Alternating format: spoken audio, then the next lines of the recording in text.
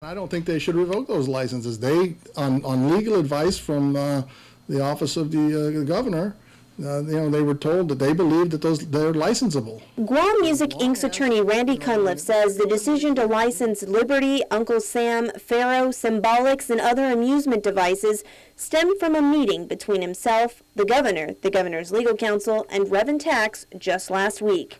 Reverend Tax said, look, as long as you guys dismiss the existing cases, we don't have a problem.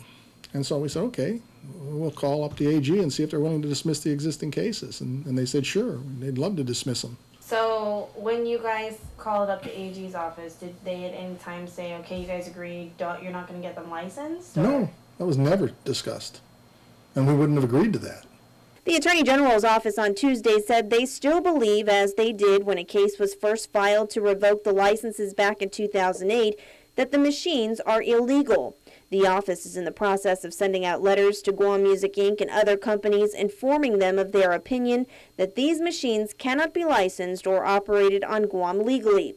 Cunliffe says he isn't surprised by the decision, saying the AG's office is, quote, extremely political, jumping into political issues to get reelected. He comes out and he makes these allegations publicly, has a press conference, because he's running for office. That's why we shouldn't have elected attorney generals.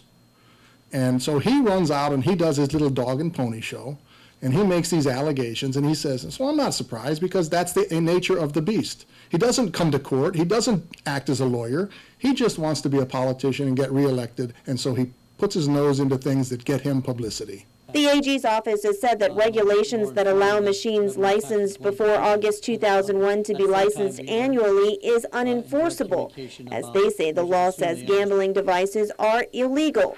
Cunliffe, however, is familiar with the regulations that went through the legislature back in 2003.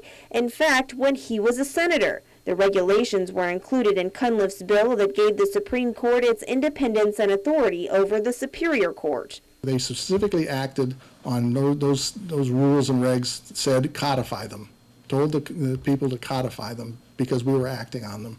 And so, he can say what he wants to say, but the law is pretty clear about, what legislatures can and cannot do.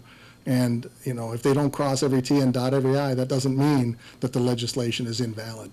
Cunliffe says his client has 200 licenses currently and will continue to keep them. Now, if Reverend Tax attempts to revoke them, he says the law requires the government to first hold hearings and give his client due process to make the determination why the licenses should be revoked. We'll fight it. We'll demand that they comply with the law, that they have the hearings that they're supposed to have to hear, and make the determination at those hearings, and we'll fight them.